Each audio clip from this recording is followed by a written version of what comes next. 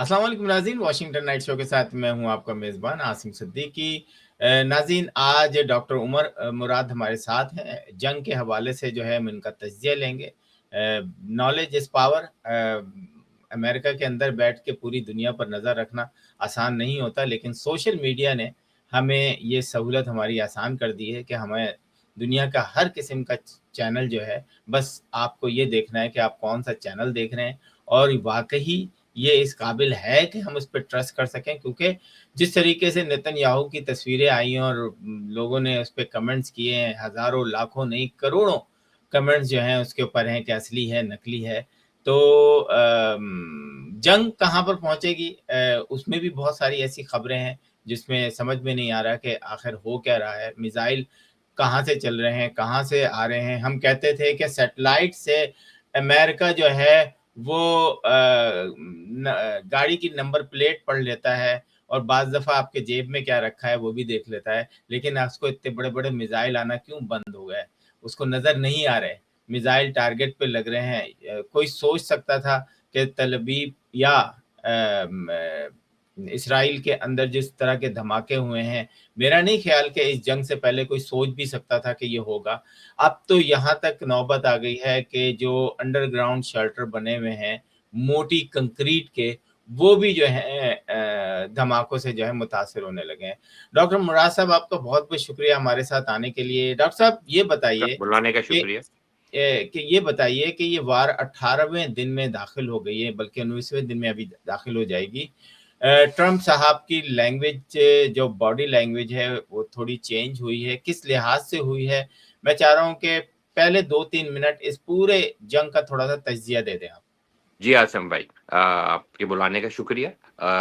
आपके मैं एक्चुअली जो आपने जिस तरह शुरू किया, पहले तो मैं उसका बता दूं कि आजकल इंफॉर्मेशन हासिल करना आसान काम नहीं होता, क्योंकि ज़्यादातर जो ऐसे इदारे हैं जिनको हम समझते थे कि जिनको सही इंफॉर्मेशन देनी चाहिए, उनके पास पैसे और वसाइल हैं, वो उन्हीं पैसों के हाथों जो हैं वो मुक़य्यद हैं, और उनको सच बोलना बहुत मुश्किल है उनके लिए, क्योंकि वो नैरेटिव बोलते हैं जो उनको पैसे वाला या रियासत देती है। तो इसीलिए इस वक्त जो रियासती नैरेटिव है वो बहुत, जिसे कहते हैं, स्क्यूड है और सच नहीं है, और जो एक आम आदमी मौके पे खड़ा अपनी वीडियो बना रहा है और लगा रहा है, सच वहां से जो है तलाश करने की कोशिश की जाती है। तो जितने भी नाजरीन जो मतलब देख रहे हैं, उनको ये जो इन्फॉर्मेशन दी जा रही है वो उसको छानने के बाद और हत्तल इम्कान सच जो है उनके सामने लाने के लिए जो बात की जा रही है। तो ये तो इस हवाले से, और अब हम आते हैं जंग के ऊपर। तो जंग जो है ये इंतहाई इंटरेस्टिंग मोड़ के ऊपर आ चुकी है, क्योंकि अब 2 हफ्ते हो चुके हैं तकरीबन इसको, यानी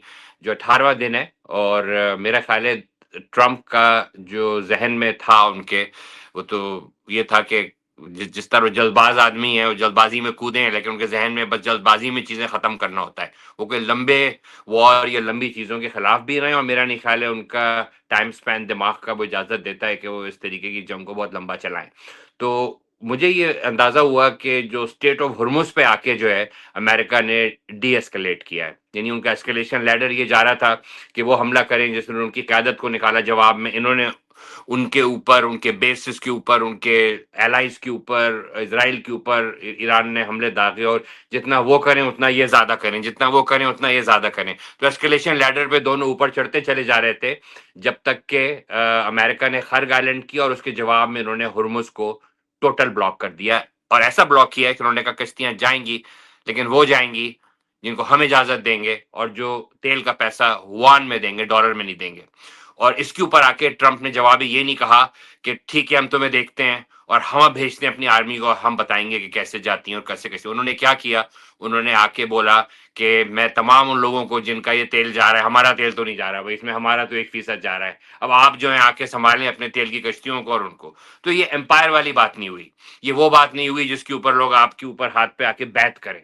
तो आपके एलाइज भी ये देख रहे हैं कि आप ये कह रहे हैं, आपके इवन वेस्टर्न एलाइज, आपके लोकल एलाइज, वो सब के सब इस वक्त आपको देख रहे हैं, क्योंकि आप उनके मुहाफिज हैं, आपने वादे किए हैं, पैसे लिए उनकी हिफाजत के। अगर आप एक दिन आके किसी से ये कह सकते हैं कि भाई मेरा तो इसमें कुछ नहीं है, आप अपना आके कश्तियों को संभालें और अलग से डील कर लें, और अगर आप उनको निकलवा सकते हैं तो निकलवाने का मतलब बड़ा सिंपल है कि आप लोग जो हैं अब अपना अपना खुद संभालेंगे। अगर ये लोगों ने मैसेज नहीं लिया, तमाम अरब रियासतों ने और यूरोप ने, तो मेरा ख्याल है वो किसी और दुनिया में रह रहे हैं, क्योंकि ट्रंप किसी को भी किसी वक्त पे आके अगर ये मैसेज दे सकते हैं, इसका मतलब वो सबके मुहाफिज नहीं है, वो एम्पायर नहीं है। वो एम्पायर की तरह एक्ट कर सकते हैं अपनी अना के लिए, अपनी जाती मफाद के लिए, कभी अमेरिका के लोगों के लिए भी, लेकिन वो कभी भी जो है वो ऐसा नहीं रख सकते जैसा कि उनसे समझा जा रहा है कि जैसे अमेरिका जो है हमें यहाँ से बचाएगा। तो मेरा ख्याल है एस्केलेशन लैडर यहाँ पे आके टूट गई। अमेरिका ने कदम जो नीचे लिया, तो मेरे ख्याल है इन्होंने ईरान ने भी मुज़ाकरात का ज़िक्र छेड़ा। कोई मुज़ाकरात शुरू नहीं किए, कुछ नहीं किए, लेकिन इन्होंने ये अंदाज़ा कर लिया कि अब अमेरिका और इज़राइल जो है यहाँ से अलग होने जा रहे हैं। और मेरा अपना ज़ाती अंदाज़ा है, जिसमें मैं जितनी खबरें देखी और मैंने उसमें मैं शायद प्रेडिक्शन भी दे दूँ कि मेरा ख़्याल है कि 2 वीक्स के अंदर-अंदर ये जंग जो है खत्म हो जाएगी। मेरा नहीं ख्याल है कि इज़राइल को 2 वीक दिए उन्होंने, आपने जितना लड़ना है, मारना है, मुरना है आप कर लें, और उसके बाद जो है ये जंग खत्म होने जा रही है, क्योंकि ये रेजीम नहीं बदलने जा रही, कुछ भी कर लें। तो शुरू में जो अमेरिका का था कि ईरान ने तो बेचारे ने ये तक कहा था कि हम आपको अपने न्यूक्लियर मिसाइल जो है वो मतलब यानी हम अपने न्यूक्लियर हथियार सारे जो है ये नहीं मतलब अपना जो जितना भी एनरिच खत्म यूरेनियम कर है देंगे वो आपके उसमें लाने पे तैयार है, अमेरिका उसको देख ले, हम अपने मिसाइल्स भी जो हैं उस पे बात कर लेंगे।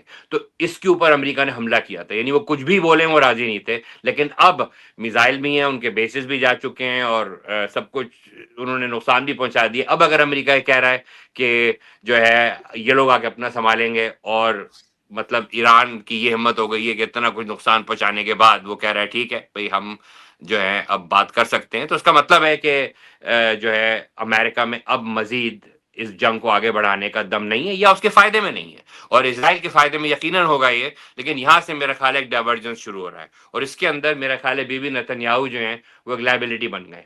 अब अगर वो जिंदा हैं, क्योंकि काफी हद तक ये शक किया जा रहा है कि बीबी अब जिंदा नहीं है, या उनको कंट्रोल गियर से हटा दिया गया है, स्टीयरिंग पे नहीं है, इसीलिए तमाम जो उनकी कैबिनेट की मीटिंग आती है उनमें वो नहीं होते, वो इधर कभी लड़कियों के साथ कॉफी पी रहे हैं, कभी अपने कमरे से बोल रहे हैं, वो असली हैं कि नहीं है ये भी नहीं मैं पता, यही कह रहा था लेकिन कि कहीं कमांड वहां की कंट्रोल के रिक्ति अंदर चेंज नहीं आखिरी हो 2 गई। मीटिंग्स में वो नहीं थे।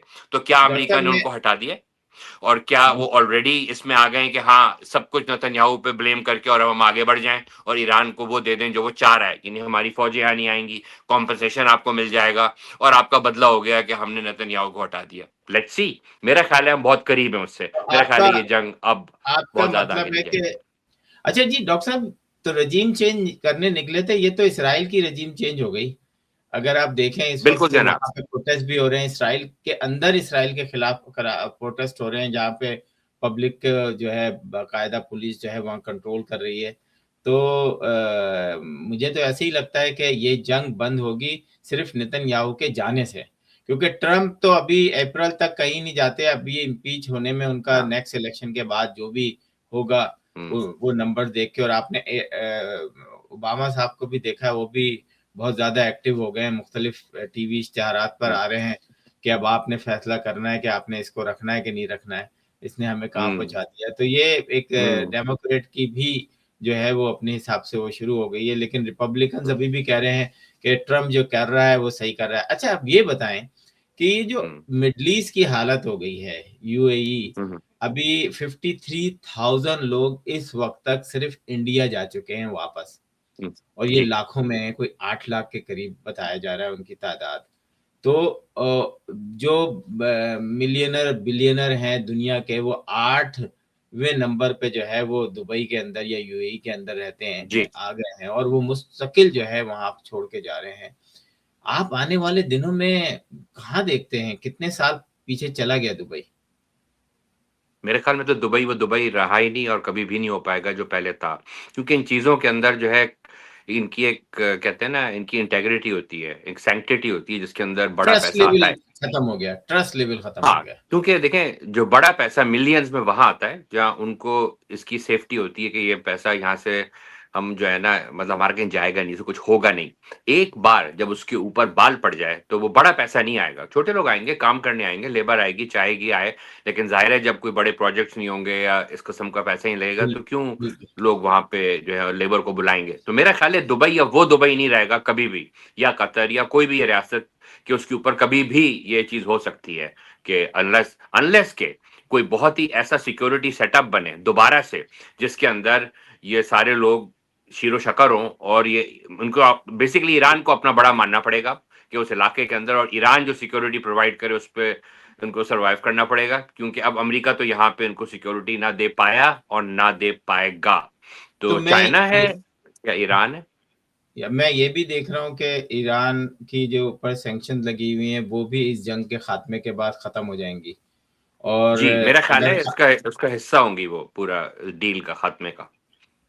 अच्छा, अच्छा, अब हम एक आखिरी एक सवाल अफगानिस्तान के हवाले से करना चाहता जी हूँ कि पाकिस्तान जो है तकरीबन कहते हैं 60 किलोमीटर जो है इस वक्त अफगानिस्तान के अंदर घुस चुका है। और जी वो बहुत शिद्दत पसंद, मतलब हमने, मेरा ख्याल है कि पाकिस्तान ने बहुत बहुत उनको टाइम दे दिया कि सुधर जाओ, सुधर जाओ, सुधर जाओ, लेकिन वो सुधरने का नाम नहीं ले रहे। और इस वक्त अफगानिस्तान के अंदर भी बहुत सारे ऐसे लोग हैं जो वो कह रहे हैं कि जी रजीम चेंज कर लें, लेकिन पाकिस्तान को नहीं लगता कि वो रजीम चेंज करने के उसमें है। वो बस ये चाहते हैं कि यहाँ से आप जो इंटरनेशनल दहशतगर्द आके यहाँ स्टे करते हैं, चाहे वो किसी भी किस्म के हों, उन वो आके फिर पाकिस्तान के अंदर जो है वो मस्जिदों के अंदर बम फाड़ते हैं। और आप ये देखें कि जब से ये ऑपरेशन शुरू हुआ है, एक दफा भी बलूचिस्तान में कुछ नहीं हुआ। बलूचिस्तान में बिल्कुल सुकून हुआ है इस पूरे, जब से अफगानिस्तान पे अटैक हुए। जी और फिर भी हॉस्पिटल का एक कह रहे हैं, जबकि वो कह रहे हैं कि जनाब यहाँ पर जो है तालिबान ठहरते थे। तालिबानों का एक बहुत बड़ा गढ़ था यहाँ पे उन दहशतगर्दों का, जिसपे तकरीबन 200 लोग मारे हैं। अब आप मुझे बताएं कि जहाँ हॉस्पिटल नहीं है वहाँ रिहैब सेंटर बना हुआ है, मतलब और 400 लोगों का रिहैब सेंटर। मतलब मैंने अमेरिका में बड़े बड़े रिहैब सेंटर भी देखे हैं यहाँ पे, तो इतने बड़े बड़े रिहैब सेंटर इस मुल्क में नहीं है जो। तो वो अफगानिस्तान क्लेम कर रहा है कि जी रिहैब सेंटर है, और वो पाकिस्तान कह रहा है कि ये रिहैब सेंटर नहीं थे, यहाँ पे दहशतगर्द जो है उनका ठिकाना था। अ, इस वॉर को कहाँ देखते हैं आप, आने वाले दिनों में कहाँ खत्म होगी?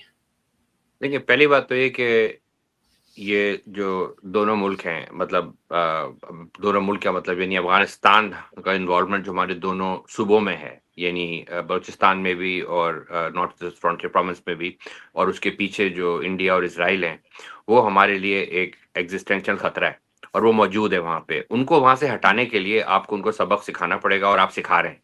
लेकिन उनकी ज़मीन finally by the end of the day, हम जितना क्यों ना बमबारी कर लें, जितना अंदर क्यों ना दाखिल हो जाएँ, ये सिर्फ इसलिए होगा कि फाइनली आप उनसे ये डील करें कि भाई ठीक है, हम वापस चले जाएँगे, हम बमबारी नहीं करेंगे, लेकिन आप जो है ना, इस बॉर्डर के ऊपर आप सुकून से रहें, आप हमसे कारोबार करें, आप हमसे सब कुछ करें, दूसरे मुल्कों से ताल्लुकात रखें।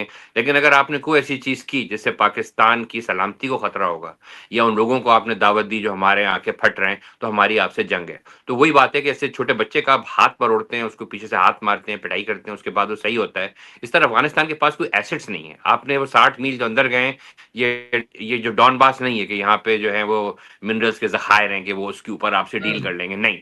वो एक ऐसा बच्चा है कि जिनको अगर आपने पिटाई करके चुप करके जो बिठा दिया, तो वो थोड़ी देर को बैठ जाएँगे, जब तक कि फिर उनको एक हाथ की ज़रूरत पड़ेगी। हाँ, जब वो एक ऐसा मुल्क हो जाएँगे जिनके पास एसेट्स हैं, चीज़ें हैं, उनके पास जो है रिहैब सेंटर के बजाय वाक़ई उनके पास जो है बहुत अच्छे बड़े अस्पताल हैं, तो उसको प्रोटेक्ट करेंगे, वो जंग नहीं चाहेंगे। अभी they have nothing to lose, इसलिए उनके साथ कोई भी ऐसी बड़ी जंग करना जब आपके पास you have a lot to lose, वो बहुत ही तरीके की और कंट्रोल्ड होनी चाहिए, जिसमें आप, मैंने कहा ना अगेन, उनको आप जो है वो स्लैप करके और आप उनको बोलें चुप बैठो, थोड़ी देर अब ये मत करना, और बस उसके बाद आप समझें कि वो रुक जाएँगे। और हाँ, पीछे से जब उनको ये देखेंगे कि उनको जो फंड कर रहा है उसको जूते पड़ रहे हैं, उसमें आप ज़रूर मदद करें बराबर, ईरान की भी। उसमें आप बिल्कुल ज़रूरत नहीं है कि आपको जाके सऊदी अरब की हौसला अफ़ज़ाई करें, या जाके अमेरिका के जो ये बिला वजह हौसला अफ़ज़ाई, कि इसमें उनको मतलब ये आप पढ़े एहसास ही हो नहीं कुछ अफ़गानियों लेकर। को। हाँ, मतलब एक हद तक तो करें, लेकिन आप होता है जैसे अमेरिका में जाके आप बिल्कुल ही पैरों में ना गिरें, अफगानियों को ये एहसास ना दिलाएं कि आप ये एहसास दिलाएं कि आप भी इन ताकतों के सामने खड़े हो सकते हैं ईरान की तरह, अगर वक्त आए तो, अगर आपकी सलामती का वक्त आए तो। बस ये अगर उनको एहसास हो गया कि आप अपनी सलामती के लिए किसी से भी टकरा जाएंगे ईरान की तरह, तो वो आपसे फिर नहीं भिड़ेंगे। अब जैसे ईरान से अब कोई नहीं भिड़ेगा, अब उस इलाके के अंदर ईरान को कोई भी टेढ़ी निगाह से नहीं देखेगा फॉर अ लॉन्ग टाइम। बिल्कुल आपने सही कहा कि ईरान के अंदर हमने देखा कि एक साहब एक प्रोग्राम में कह रहे थे कि वहाँ पे लेडीज टैक्सियां चलाती हैं और उनको कोई प्रॉब्लम नहीं है, और बिल्कुल अफगानिस्तान में औरतों के साथ आपने पैर की जूती से भी बदतर उनका सलूक किया हुआ है। बिल्कुल तो बहरहाल फर्क तो कहीं ना कहीं नजर आएगा, और पाकिस्तान ने बिल्कुल सही किया। मेरा ख्याल है इस दफा उनको आखिरी हद तक जाना चाहिए, और जब तक ये बिल्कुल 100% आपको लग नहीं जाए कि ये सही हो, उस वक्त तक जो है इनके ऊपर सख्ती रखनी चाहिए। जी डॉक्टर साहब, लास्ट कमेंट्स। लास्ट कमेंट आज मैं एक्चुअली आपसे पूछूंगा आसिम भाई, आप जो उस पर जरा रोशनी डालें। आजकल आपने बड़ा नेकी का काम अपने सर लिया हुआ है कि जो नॉट फॉर प्रॉफिट ऑर्गेनाइजेशंस हैं, जो इतने बड़े तादाद में कैश जमा करती हैं और उस कैश का बहुत बड़ा हिस्सा अपनी ऑर्गेनाइजेशन की वजूद की मेंटेनेंस पे करती हैं, जो कि इतना बड़ा हिस्सा है कि जिससे इवन जो प्राइवेट कॉरपोरेशन शायद इतना नहीं करती। तो वो आपका कहाँ तक जो सिलसिला जा रहा है और कहाँ तक पहुंचा है, जरा ये तो उस पर आप आज बताइए। अच्छा डॉक्टर साहब, मैंने जब ये स्टार्ट किया तो मुझे नहीं लग रहा था कि, मैं समझ रहा था कि शायद 4-5 लोग होंगे, यहाँ तो हजारों के करीब हैं। और दूसरे ये कि गजा की जब बात करते हैं, मैं कुछ एनजीओ को गजा के हवाले से देख रहा था, जो कि $66,000 2021 में था, और फिर जो है 24 के अंदर जो है वो ठग से जो है वो उनकी $12 मिलियन या इससे भी ऊपर चले गए। अब मेरी समझ में ये नहीं आ रहा है कि गजा में कौन किस तरह वहां पहुंचेगा, किसके पैसे पहुंच रहे हैं। आपको याद होगा कि चाइना ने जहाज के जरिए जो है जो खाने पीने का सामान गिरा रहे हैं, वहां पे आप इस तरह एक्चुअली कोई पहुंच नहीं सकता आसानी से, कितनी भी एनजीओज हों, कोई भी हो। तो बिल्कुल ये भी एक पूरा एक वो फैशन बन गया है। ये मतलब ये मैंने जब पाकिस्तानी की एनजीओज को देखना शुरू किया तो मैंने कहा जरा दूसरी एनजीओज को देखो, वहां तो खाता ही बहुत बड़ा है। इंडियन जो नॉन प्रॉफिट एसोसिएशन है वो तो बहुत ही कमाल की एडमिनिस्ट्रेटिव कॉस्ट जो है वो तो 50-50% जो है आपकी। और ये सिर्फ वो परसेंटेज है जो जब अमेरिका में ले लेते हैं। अभी मैं एक बिल्कुल 10 फाउंडेशन का प्रोग्राम देख रहा था जिसमें वो बड़े बड़े दावे कर रहे थे कि हम ये कर रहे हैं, हम वो कर रहे हैं, हम, लेकिन जब आप उनका सिर्फ अमेरिका के नंबर्स देखें तो वो बड़े क्वेश्चन मार्क है। जब मैंने उनसे सवाल किया कि आपके पैसे मालदीव क्यों जा रहे हैं, आइलैंड क्यों जा रहे हैं, आइसलैंड क्यों जा रहे हैं, कनाडा क्यों जा रहे हैं, यूरोपियन कंट्रीज में क्यों जा रहे हैं, अफगानिस्तान, इंडिया, यहाँ पे क्यों जा रहे हैं, तो उन्होंने सिर्फ हमें कनाडा का जवाब दिया ईमेल के थ्रू कि जनाब वो हमारे एम्प्लॉइज हैं और ब्ला ब्ला ब्ला ब्ला, बाकी वो खा गए। तो ये जो पूरा एक माफिया मुझे लगता है कि हाँ, नॉन प्रॉफिट ये आपने जो ऑर्गेनाइजेशन। काम शुरू किया, असल में इसके अंदर आप जो आपकी सर्विस है वो एक, जैसे मैंने 1 रुपया देने का सोचा है किसी को, अब ये काम आप जो कर रहे हैं कि इस रुपये का कितना फीसद कहाँ किसको जा रहा है, क्योंकि देखें ये एक बड़ा ही वो अमल होता है। कोई भी जब पैसा देता है इस तरह, वो हमारे मजहब का भी हिस्सा है, यहाँ पे ह्यूमैनिटी की भी जो है कुछ उसमें उसूलों में है कि दूसरों की मदद करते हैं हम। लेकिन जब करते हैं इसी लोग अपने जानने वाले की करते हैं ताकि उसको पता हो कि एग्जैक्टली वहां जा रहा है। लेकिन द मोमेंट आप किसी थर्ड पार्टी को देते हैं तो आपका एक इत्मीनान होता है। अब आप जो कर रहे हैं उससे लोगों का इत्मीनान दोबारा से इनकी तरफ आ सकता है कि आप जब उनको खोल के रख देंगे इनके खातों को और आप बताएंगे, तो उनके ऊपर ये लाजिम हो जाएगा कि वो जब अगली बार आए तो वो आके जब तकरीर करें, बोले देखें जी आप हमें पैसे दे रहे हैं लेकिन इसका 50% हम इस पे खर्च करेंगे। अब उसके बाद लोगों के ऊपर है कि वो दें कि ना दें, लेकिन बिल्कुल आप कम से बिल्कुल कम मेरा, सच बताएं। तो हाँ, तो आप ये काम कर रहे हैं कि आप बस आप इसमें लगे रहिए जो और इकना लोगों को। रिलीफ का जैसे था, लोग मुझसे नाराज जी हो गए कि आपने इकना रिलीफ को ये कर दिया। तो मैंने कहा जब आप स्टेज पे खड़े होके ये कहेंगे कि हमारी 7% एडमिनिस्ट्रेटिव कॉस्ट है, तो फिर आप झूठ बोल रहे हैं। आप बताएं कि हमारी 30% है, 36% है, आपकी तनख्वाहें लाख लाख डॉलर से ऊपर हैं। अगर आपको कोई चपरासी भी ना रखे, मतलब माजरत के साथ, तो उन लोगों की तनख्वाहें 3-3, एक यहाँ पर एनजीओ है जिसने अपनी तनख्वाह $7 लाख रखी हुई है। तो बाज दफा आपको होता है ना कि यार आपने, इसका मतलब है कि आप गवर्नमेंट से लेते हैं, आप एक हैवी अमाउंट गवर्नमेंट यूएसए की गवर्नमेंट से लेते हैं और आप वो तनख्वाहों में चेंज कर देते हैं। तो आने वाले दिनों में, मैं रमजान में थोड़ा सा ढीला इसलिए हो गया क्योंकि इसमें रिसर्च वर्क बहुत होता है।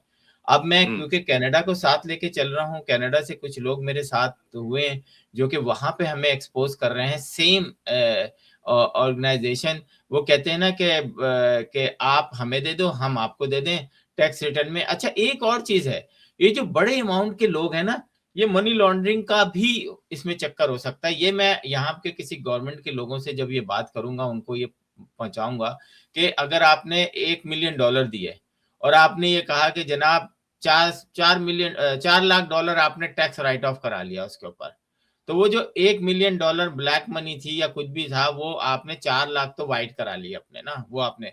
उसके बाद आपने पाकिस्तान में कहा कि जी $3 लाख मुझे वापस चाहिए।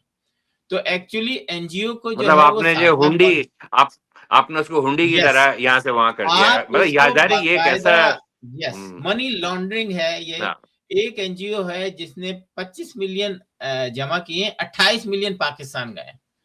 अब ये क्या हाँ। सिस्टम है, लेकिन मुलाजिमत इसको है आप। जाहिर है ये एक ऐसा इल्जाम है कि इसकी तफ्तीश जरूरी है, और हाँ नहीं बिल्कुल नहीं, हो सकता है बिल्कुल। हो रहा हो, आजकल लेकिन आपको मेरे पता है ख्याल में जो लोग अल्लाह के नाम पे लेते हैं उनके ऊपर तो दुगना डबल, सच वाजिब बिल्कुल होता है कि आप जब आए हैं लेने, आप फॉलोअर्स हैं हजरत मोहम्मद के, उनके बाद आने वाले चारों हमारे खुलफाओं के, जिन्होंने हमेशा अपने किताबचे और इंतहाई सच्चाई से लोगों को बोला है।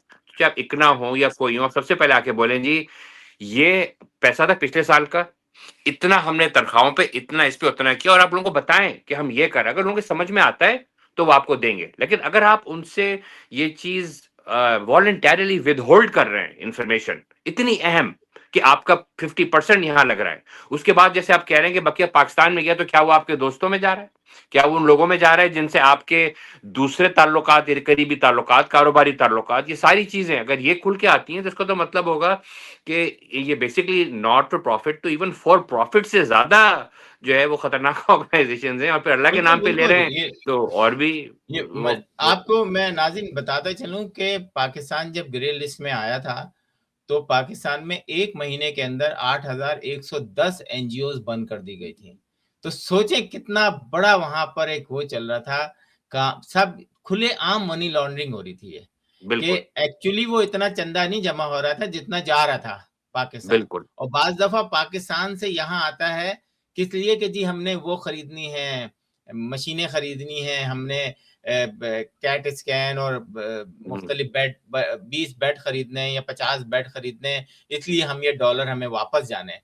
तो वो आना जाना ये सारी मनी लॉन्ड्रिंग है। नाज़रीन, मैं एक बात रमजान के बाद बोलूंगा, जी इस यही लोग जो नॉट फॉर प्रॉफिट चलाते हैं, मैंने उनको देखा है, ये हुकूमतों पे इल्जाम लगाते हैं कि ये रिश्वत लेते हैं, चोरी करते हैं। वो क्या होता है? वो यही होता है ना कि आपको एक काम के लिए 1 लाख मिला है, आपने उसमें से जो 50 लाख है वो इसको दिया, उसको दिया, उसको दिया, उसको दिया, और बाद में से 50, हाँ 50 नजर तो आते हैं, बेड होंगे, चीजें होंगी, लेकिन आपने असल में उसके अंदर से एक बहुत बड़ा हिस्सा जो है वो करप्शन में निकाल लिया। तो ये भी वही चीज है, आप सिर्फ उसको, क्योंकि नॉट फॉर प्रॉफिट है तो आपकी निगाह उस पैसे नहीं जाती, लेकिन अगर उसमें से इतना पैसा खामोशी से इधर-उधर हो रहा है तो अच्छी बात नहीं है। बिल्कुल बिल्कुल। नाज़रीन, अगले प्रोग्राम में, बल्कि जब रमज़ान के बाद, मैं बिल्कुल इस पे कंटिन्यूसली प्रोग्राम करूंगा, और जब भी फंड रेजिंग होगी, मेरी कोशिश होगी कि मैं वर्जीनिया, मैरीलैंड एंड डीसी में जहां पर भी हो वहां पहुंचूं और देखूं कि ये वहां पर Washington Night Show with Asim Siddiqui.